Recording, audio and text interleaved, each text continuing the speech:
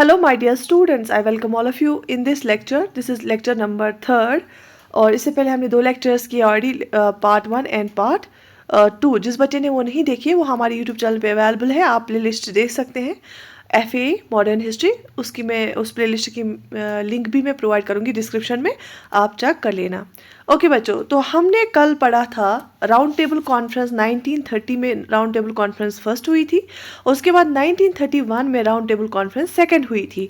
वो 2 round table conference के बारे में हमने देखा और फिर हमने देखा कि फिर से डेडलॉक हुआ सेकंड राउंड टेबल कॉन्फ्रेंस पे. उसके बाद जो थर्ड राउंड टेबल कॉन्फ्रेंस हुई तो अल्टीमेटली उस टाइम पे भी जो है कांग्रेस ने ज्वाइन नहीं किया. सिर्फ कांग्रेस ने ज्वाइन किया सेकंड राउंड टेबल कॉन्फ्रेंस में. किस पैक्ट के तहत? लॉर्ड जो गांधी इरविन पैक्ट हुआ था उसके अकॉर्डिंगली उन्होंने सेकंड राउंड टेबल कॉन्फ्रेंस में ज्वाइन किया था. अब आती है बात कम्युनल अवार्ड की. कम्युनल अवार्ड कब दिया गया? 16 अगस्त को, 16 अगस्त 1932 में कम्युनल अवार्ड दिया गया. और ये कम्युनल अवार्ड क्या था? ये कम्युनल अवार्ड अनाउंस किसने किया? ये कम्युनल अवार्ड अनाउंस किया रामसे मैकडोनाल्ड ने. रामसे मैकडोनाल्ड कौन था? ये प्राइम मिनिस्टर था ब्रिटेन का, ब्रिटिश का प्राइम मिनिस्टर था ये रामसे मैकडोनाल्ड ने. इसने अनाउंस किया. क्या इसको मैकडोनाल्ड अवार्ड भी बोलते हैं, कम्युनल अवार्ड भी बोलते हैं. और इसने क्या हमें दिखाया? It show divide and rule policy of British. इसने दिखाया कि जो ब्रिटिश है वो डिवाइड एंड रूल पॉलिसी इख्तियार कर रही थी, कि वो आपस में हिंदुस्तानी को बांट रही थी कास्ट के बेसिस पे, रिलीजन के बेसिस पे, रीजन के बेसिस पे, और खुद रूल कर रही थी. Right. Envisaged representation of Muslims, Sikhs, Indian Christians, Anglo-Indians, women and even backward classes. इन्होंने फोकस किया कि जो इनको रिप्रेजेंटेशन मिल रही थी सिक्स की तरफ से, मुस्लिम्स की तरफ से, Indian Christians, Anglo Indians, women की तरफ से, या बैकवर्ड क्लास की तरफ से, कि हमें सेपरेट इलेक्टोरेट चाहिए. जैसे doctor B R Ambedkar schedule caste को रिप्रेजेंट कर रहे थे, तो उनकी जो डिमांड्स है उन पे ये उसको माना और उनको सेपरेट इलेक्टोरेट प्रोवाइड किया.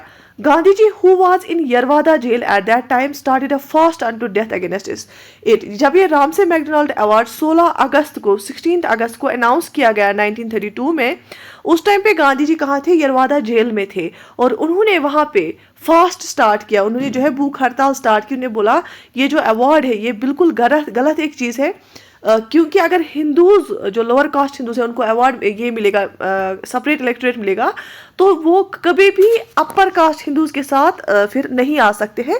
ये एक टैबू रहेगा उनके लिए. तो गांधी जी बिल्कुल मैकडोनाल्ड अवार्ड के खिलाफ थे. तो इसके बाद आता है पूना पैक्ट. पूना पैक्ट था क्या? पूना पैक्ट बेसिकली ये आया फिर.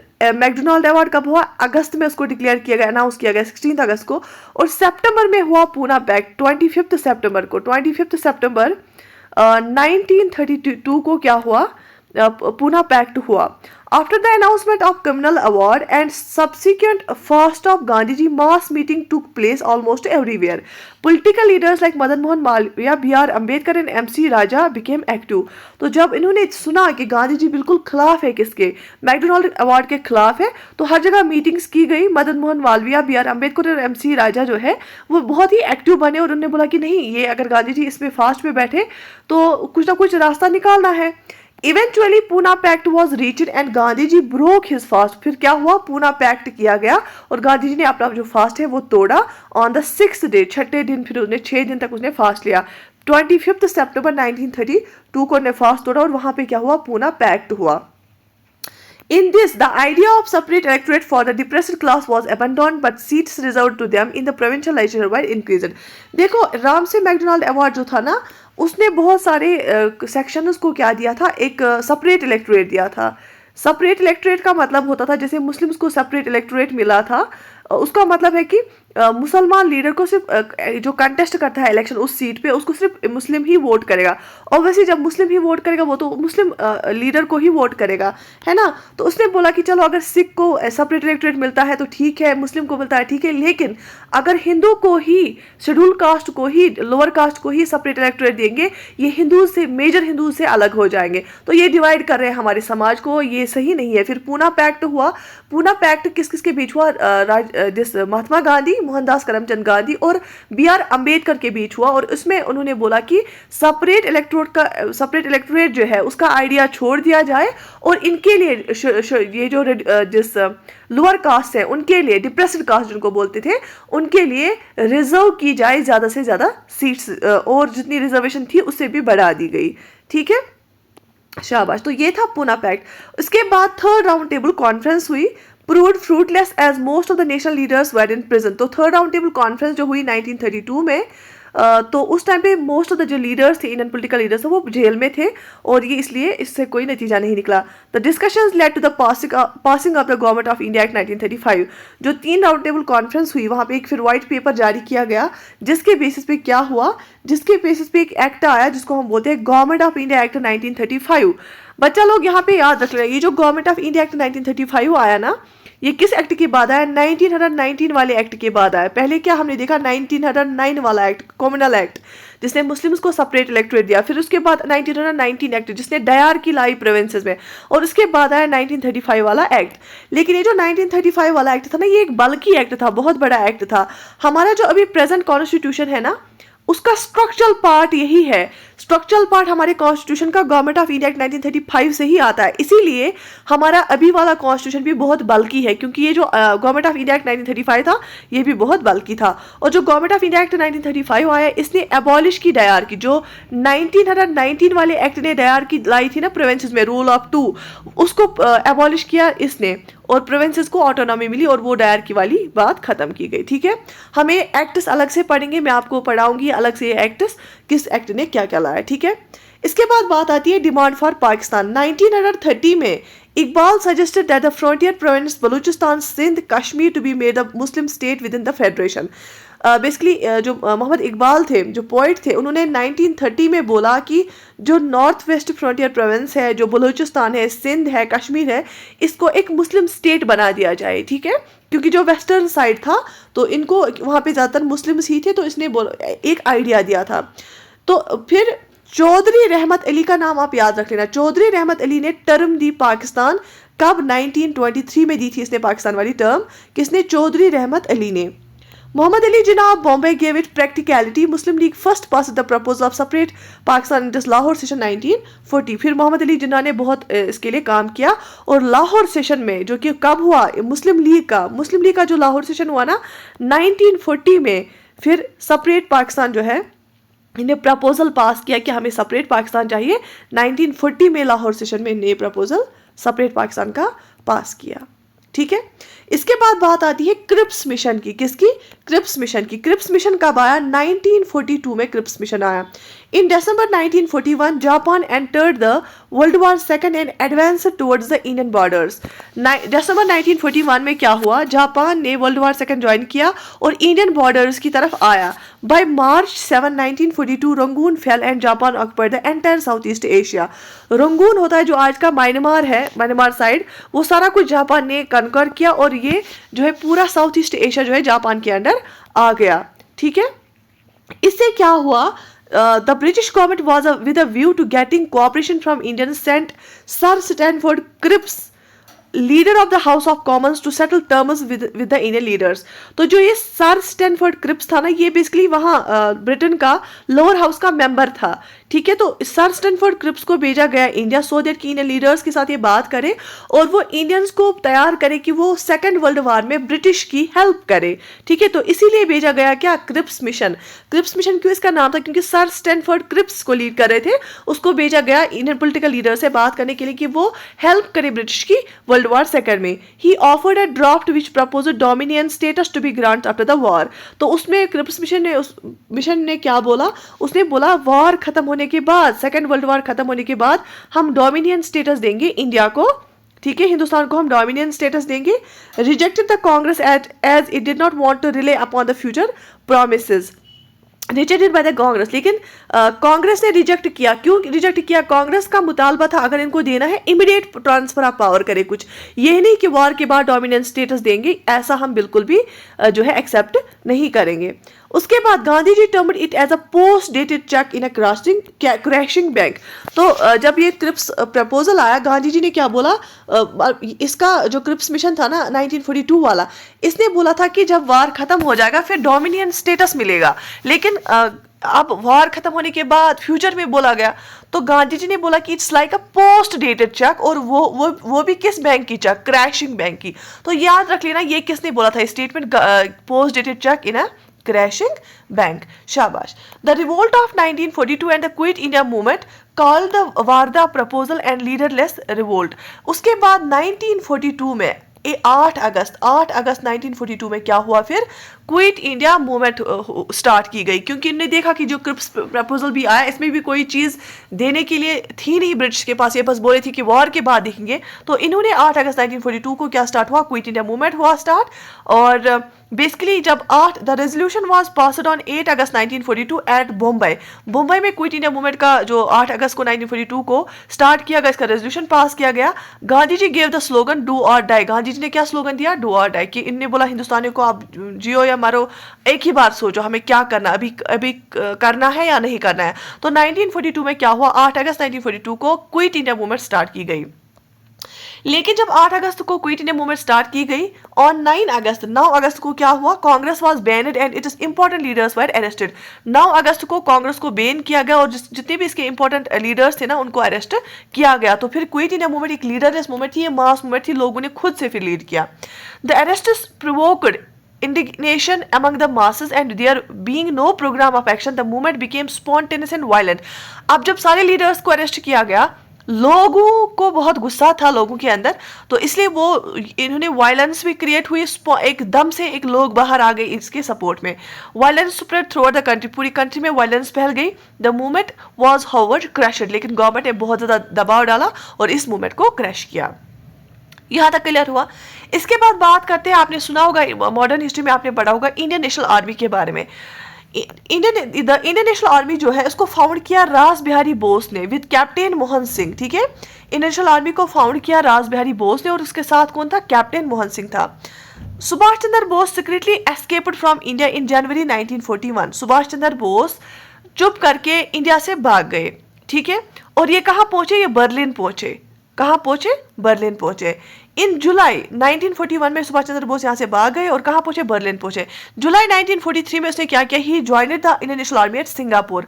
और जुलाई, याद रख लेना, जुलाई 1943 में सुभाष चंद्र बोस ने इंडियन नेशनल आर्मी को ज्वाइन किया, कहाँ पे, सिंगापुर में। कहाँ पे, सिंगापुर में। किसने ज्वाइन किया, सुभाष चंद्र बोस ने। सुभाष चंद्र बोस 1941 को यहाँ से भाग गए और बर्लिन पहुंचे, फिर उसने वहां से कहाँ पहुंच गया, सिंगापुर पहुंच गया और जुलाई 1943 में इसने इंडियन नेशनल आर्मी को ज्वाइन किया। Dear Ras Bihari Bose handed over the leadership to him. और रास बिहारी बोस ने फिर सुभाष चंद्र बोस को क्या किया, ये इंडियन नेशनल आर्मी की लीडरशिप उसको दे दी। The soldiers were mostly raised from Indian soldiers of the British Army who had been taken prisoners by Japanese after the conquer South east Asia.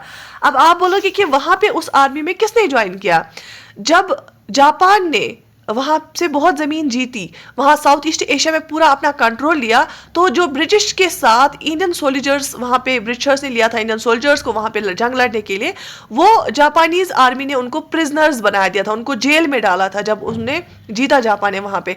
तो फिर वही प्रिजनर्स ऑफ वॉर जो थे ना, उन्होंने ही इंडियन नेशनल आर्मी बनाई, वही जुट गए उसके साथ। और 2 INA headquarters were Rangoon and Singapore formed in Singapore. तो 2 हेडक्वार्टर्स क्या थे इंडियन नेशनल आर्मी के, एक तो रंगून था और सिंगापुर था। Indian National Army had 3 fighting brigades named after Gandhi ji, Azad and Nehru. इस इंडियन नेशनल आर्मी की 3 फाइटिंग ब्रिगेड्स थे और उनका नाम क्या रखा गया था, गांधी जी के नाम पे, आजाद और नेहरू के नाम पे रखा गया था। और सबसे इंपॉर्टेंट चीज, Rani Jhansi brigade was an exclusive women force, और उसमें एक रेजिमेंट बनाई गई थी और उसका नाम रखा गया था रानी झांसी। ठीक है, रानी आप झांसी को ट्रिब्यूट देने के लिए उसके नाम पे रखा गया था। कैबिनेट मिशन प्लान, अब आती है बात कैबिनेट मिशन प्लान की। कैबिनेट मिशन प्लान आया इंडिया 1946 में। The struggle for freedom entered a decisive phase in the year 1945-46। तो अब एक नया फेज स्टार्ट हो गया 1945-46 में इस इंडियन फ्रीडम स्ट्रगल का। The new labour party PM Lord Attlee made a declaration on March 15, 1946 that British cabinet mission comprising of Lord Patrick Leverance as chairman, Sir Stanford Cripps and A.V. Alexander will visit India। देखो 1945-46 में एक नया phase इसलिए आया, नई जो British में जब इलेक्शंस हुए वहां पे लेबर पार्टी ने जीता और जो वहां का प्राइम मिनिस्टर था, अब कौन प्राइम मिनिस्टर वहां बना लॉर्ड एटली, क्लेमेंट एटली बना वहां का प्राइम मिनिस्टर। ठीक है, उसने एक डिक्लेरेशन दी 15 मार्च 1946 को, बोला कि हम एक ब्रिटिश कैबिनेट मिशन भेजेंगे इंडिया, और उस कैबिनेट मिशन का कौन कौन मेंबर होगा, उस लॉर्ड पैट्रिक लॉरेंस उसके चेयरमैन होंगे। कैबिनेट मिशन के चेयरमैन कौन होंगे, वहां पे थे कौन, लॉर्ड पैट्रिक लेवरेंस थे चेयरमैन कैबिनेट मिशन के, सर स्टैनफोर्ड क्रिप्स और एवी अलेक्जेंडर भी उसके मेंबर थे। तो ये तीन थे कैबिनेट मिशन में, Lord Patrick Lawrence, Sir Stafford Cripps, A V Alexander. तो ये इन्होंने विजिट किया इंडिया, किसने, और ये इन्होंने क्या कंप्राइज किया, कैबिनेट मिशन प्लान, जो कि 1946 में बनाया गया। The mission held talks with the Indian National Congress and Muslim League to bring about acceptance of their proposal।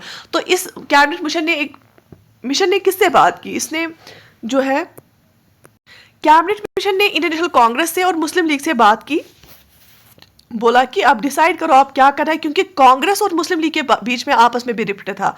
On 16 May 1946 mission put towards its proposal, it rejected the demand for separate Pakistan. Cabinet mission plan ने बोला कि नहीं, जो मुस्लिम league हमें अलग पाकिस्तान के लिए बोल रही है वो उसने रिजेक्ट किया। 16 मई 1946 को उसने अपने प्रपोजल दिया और बोला कि हम रिजेक्ट करते हैं demand for Pakistan. Both Congress and Muslim league accepted it.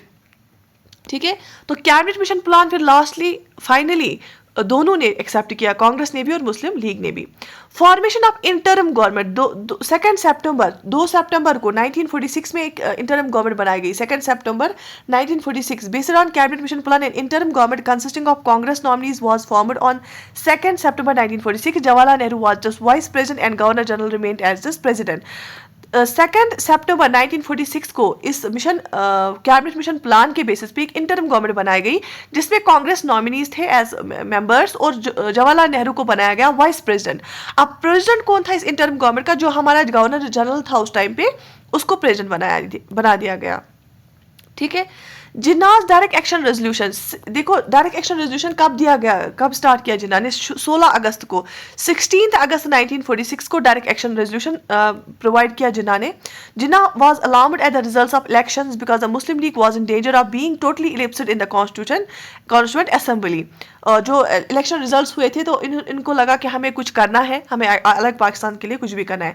Therefore Muslim league withdraw it's acceptance of the cabinet mission plan on 29 जुलाई 1946। पहले तो इन्होंने एक्सेप्ट किया कैबिनेट मिशन प्लान, लेकिन जब उनको लगा कि हमारे कम मेंबर्स हैं और कांग्रेस के ज्यादा है, इनको लगा कि हम इनके नीचे दब के रहेंगे, तो इन्होंने क्या किया, इन्होंने एकदम से अपनी एक्सेप्टेंस को विड्रॉ किया कैबिनेट मिशन प्लान से। It passed a direct action resolution which condemned both the British government and Congress. It resulted in heavy communal riots. इन्होंने क्या पास किया, डायरेक्ट एक्शन रेजोल्यूशन पास किया। 16 अगस्त 1946 को मुस्लिम लीग ने डायरेक्ट एक्शन रेजोल्यूशन पास किया, जिसमें इन्होंने क्या बोला, इन्होंने ब्रिटिश गवर्नमेंट को भी कंडेम किया, उनको भी मजम्मत की और कांग्रेस की भी मजम्मत की। और उसकी वजह से क्या हुआ, बहुत खतरनाक कम्युनल राइट्स स्टार्ट हुए, हिंदू मुस्लिम लड़ाई स्टार्ट हुई, जिसके नतीजे में बहुत लोग मर गए और बहुत सारी प्रॉपर्टी भी जाया हो गई। और फिर जिन्ना सेलिब्रेटेड पाकिस्तान डे ऑन 27 मार्च 1947। और फिर जिन्ना ने पाकिस्तान डे सेलिब्रेट किया कब, 27 मार्च को 1947 को। ठीक है, शाबाश। Formation of constituent assembly. अब बेसिकली बहुत टाइम से मुस्लिम हिंदुस्तानी डिमांड कर रहे थे ब्रिटिशर्स को कि हमें कोई डोमिनेंट स्टेटस नहीं चाहिए, हमें अपना कॉन्स्टिट्यूशन खुद बनाना है, हमें एक अपना पार्लियामेंट होना चाहिए, हम खुद रूल करेंगे। तो कॉन्स्टिट्यूशन बनाने के लिए कॉन्स्टिट्यूएंट असेंबली का बनना जरूरी था। कॉन्स्टिट्यूएंट असेंबली ही कॉन्स्टिट्यूशन बनाएगी, क्योंकि एक असेंबली जब बनेगी वही कॉन्स्टिट्यूशन बनाएगी, उसके बाद इलेक्शन होंगे, उसके बाद पार्लियामेंट बनेगा। तो कैबिनेट मिशन प्लान के बेसिस पे कॉन्स्टिट्यूएंट असेंबली बनाई गई और पहली बार वो कब मिली, 9 दिसंबर को। ये दिन याद रख लेना, 9 दिसंबर 1946 को कॉन्स्टिट्यूएंट असेंबली मिली और इसको बनाया गया on the basis of cabinet mission plan. The constituent assembly met on 9 December 1946। Doctor Rajendra Prasad was elected as president. और प्रेसिडेंट कौन बने इस कॉन्स्टिट्यूएंट असेंबली के, डॉक्टर राजेंद्र प्रसाद। पहले तो सचिदानंद सिन्हा एक था, वो एक ओल्डेस्ट लीडर था वहाँ पे, उसने कुछ दिनों के लिए वो उसको प्रेसिडेंट बनाया गया, लेकिन फिर उसके बाद किसको इलेक्ट किया गया, उसके बाद डॉक्टर राजेंद्र प्रसाद बना प्रेसिडेंट ऑफ कॉन्स्टिट्यूएंट असेंबली। और पहली बार मीट कब किया कॉन्स्टिट्यूएंट असेंबली ने, 9 दिसंबर 1946 को। अच्छा, इसके बाद बात कर, और जो एक कॉन्स्टिट्यूएंट असेंबली बनी ना, फिर मुस्लिम लीग के मेंबर्स ने ज्वाइन नहीं किया, उन्होंने क्या किया, विड्रॉ किया अपनी एक्सेप्टेंस, और इसी कॉन्स्टिट्यूएंट असेंबली ने हमारा अभी प्रेजेंट वाला कॉन्स्टिट्यूशन बनाया। ठीक है, उसके बाद आता है माउंटबेटन प्लान। माउंटबेटन प्लान, इसको हम 3 जून प्लान भी बोलते हैं। ये आया 3 जून को, 3 जून 1947 को क्या आया, माउंटबेटन प्लान आया। On 3rd June 1947, Lord Mountbatten put forward his plan, which outlined the steps for the solution of India's political problem. The outlines of the plan were. तो इसने क्या किया, 3rd जून को 1947 में कौन वाइसराय था, यहाँ पे गवर्नर जनरल था, लॉर्ड माउंटबैटन था। कौन था? लॉर्ड माउंटबैटन था। तो इसने सामने लाया अपना प्लान, और इस प्लान में क्या लिखा गया था, India to be divided into India and Pakistan. इसने बोला कि जो इंडिया है उस टाइम का इंडिया था, हिंदुस्तान जो था उस टाइम में इंडिया था, पाकिस्तान था, बांग्लादेश था, ये एक ही था। तो इसने बोला इसको डिवाइड हम करेंगे दो हिस्सों में, एक इंडिया और पाकिस्तान में, ठीक है। इसने बोला कि अगर लोगों ने वोट किया तो हम पार्टीशन करेंगे। Bengal and Punjab will be partitioned and a referendum in North West Frontier Province and North East Frontier Province and Sylhet district of Assam would be held. इसने बोला जो पंजाब है, क्योंकि आपने देखा होगा कि पाकिस्तान में भी एक पंजाब है, हिंदुस्तान में भी एक पंजाब, ये बेसिकली एक ही था, फिर उनको डिवाइड किया गया। वेस्टर्न साइड वाला इंडिया में आया, ईस्टर्न साइड वाला इंडिया में आया, और वेस्टर्न साइड वाला पाकिस्तान में। पंजाब के भी दो हिस्से किए गए, और बंगाल के भी आधा जो ईस्टर्न बंगाल है वो बांग्लादेश बना, जो कि पार्ट ऑफ पाकिस्तान बना, और यहाँ वेस्ट साइड वाला हिंदुस्तान का पार्ट बना। तो बंगाल और पंजाब को क्या किया गया, पार्टीशन किया गया, और शलहट डिस्ट्रिक्ट जो आसाम का था वहां पे रेफरेंडम किया गया, और नॉर्थ वेस्ट फ्रंटियर प्रोविंस में भी referendum. There would be a separate constituent assembly for Pakistan to frame its constitution. Obviously फिर दोनों की अलग अलग कॉन्स्टिट्यूएंट असेंबली बनेगी, जो अलग अलग मुल्कों के लिए कॉन्स्टिट्यूशन बनाएंगे। The princely states would enjoy the liberty to join either India और पाकिस्तान और इवन रिमेन इंडिपेंडेंट। तो 3 जून प्लान ने बोला कि जो प्रिंसली स्टेट्स है, बहुत सारी ऐसी स्टेट्स थी जहाँ पे प्रिंसेस रूल कर रहे थे, जैसे कश्मीर भी पहले एक प्रिंसली स्टेट थी। तो जो भी प्रिंसली स्टेट्स हैं उनकी अपनी मर्जी है, चाहे वो इंडिया को ज्वाइन करे या पाकिस्तान को ज्वाइन करे या इंडिपेंडेंट रहे। 15 अगस्त 1947 was the date fixed for handing over power to India and Pakistan। तो 15 अगस्त को डेट फिक्स किया गया कि पावर ट्रांसफर किया जाएगा इंडिया और पाकिस्तान को। The British government passed the Indian independence act of 1947 in July 1947 which contain the major provisions put forward by the Mountbatten plan. तो ब्रिटिश गवर्नमेंट ने क्या पास फिर किया, ब्रिटिश गवर्नमेंट ने on the base of 3rd June plan, on the base of Mountbatten plan, इन्हें Indian independence act किया pass 1947 में। Indian independence act of 1947 कब किया, in July 1947, which contain the major provisions put forward by the Mountbatten plan. और जो Mountbatten plan ने जो provisions बोले थे ना, उन्हीं प्रोविजंस के बेसिस पे इंडियन इंडिपेंडेंस एक्ट बना 1947 वाला, और ये ब्रिटिश गवर्नमेंट ने पास किया। ठीक है, बात समझ में आ गई। Partition in independence August 1947, all political parties accepted Mountbatten plan. सारी पॉलिटिकल पार्टीज ने एक्सेप्ट किया Mountbatten plan. At the time of independence there were 562 small and big princely states in India. जब आज़ादी इन्होंने दी ना, ब्रिटिश बरतानिया ने आज़ादी दी हिंदुस्तान को, इंडिया और पाकिस्तान बना, उस टाइम पे 562 क्या थी, प्रिंसली स्टेट्स थी।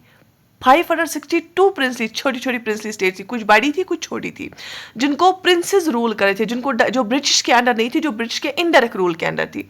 सरदार वल्लभ भाई पटेल, आप नाम याद रख लेना, सरदार वल्लभ भाई Patel the first home minister, ये इंडिया का पहला होम मिनिस्टर बना, used iron hand in this regard. इसमें जो प्रिंसली स्टेट्स को इंडिया के साथ जोड़ने में सबसे बड़ा योगदान, सबसे बड़ा जो रोल रहा है वो सरदार वल्लभ भाई पटेल का रहा है। ये होम मिनिस्टर भी थे। By August 15, 1947 all states with a few exceptions like Kashmir, Hyderabad and Junagadh had signed the instrument of accession. बहुत सारी प्रिंसली स्टेट्स ने खुद ही ज्वाइन किया इंडिया के साथ, कुछ ने किया पाकिस्तान के साथ, लेकिन 3 ऐसी प्रिंसली स्टेट थी जो इंडियन साइड में थी लेकिन वो नहीं मान रही थी। उसमें एक कश्मीर है, हैदराबाद है, जुनागढ़ है। उन्होंने फिर हैदराबाद में एक पुलिस एक्शन किया गया, पुलिस एक्शन के द्वारा इनको ऐड किया गया, बट कश्मीर, हैदराबाद, जुनागढ़ में इंस्ट्रूमेंट ऑफ एक्सेशन को साइन किया गया। उसी के बेसिस पे इन्होंने इंडिया के साथ ज्वाइन किया। Goa was with the Portuguese and Pondicherry was with French. Goa जो है ना वो लास्ट तक किसके साथ, किसके अंडर था, किसके रूल के अंडर के था, गोवा पुर्तगीज के रूल के अंडर था और पौंडीचेरी फ्रेंच के अंडर था। गोवा जो था ना वो पुर्तगीज रूल के अंडर था, पौंडीचेरी फ्रेंच रूल के अंडर था। ठीक है, उसके बाद फिर ये पौंडीचेरी और गोवा भी इंडिया के साथ ज्वाइन हुए। ठीक है, यहाँ तक क्लियर है। तो ये हमारा था पार्ट 3 मॉडर्न हिस्ट्री का, और इंशाल्लाह आज से हम क्या करेंगे स्टार्ट। इसके बाद आपको लेक्चर मिलेगा जो है इंग्लिश ग्रामर, उन बच्चों के लिए जिनको इंग्लिश ग्रामर में प्रॉब्लम, जिनको अभी तक इंग्लिश ग्रामर अच्छे से समझ नहीं आया होगा, तो हम बिल्कुल स्क्रैच से जो FA का सिलेबस है इंग्लिश ग्रामर का वो कंप्लीट करेंगे बहुत ही आराम से, और जब वो कंप्लीट हो जाएगा और फिर प्रैक्टिस क्वेश्चंस भी करेंगे। तो ओवरऑल एक रिव्यू मैं आपको करा रही हूँ, एक रिवीजन, क्विक रिवीजन करा रही हूँ मॉडर्न हिस्ट्री का। इंशाल्लाह जब हम MCQs भी करेंगे वो भी मैं आपको विद एक्सप्लेनेशन कराऊंगी, और स्टैटिस्टिक्स भी आपको कल से स्टार्ट हो जाएगा। Do write in the comment section कि आपको ये सीरीज कैसी लग रही है। Like the video, share it with your friends, subscribe to our channel. I wish you all the best, take very good care of yourself.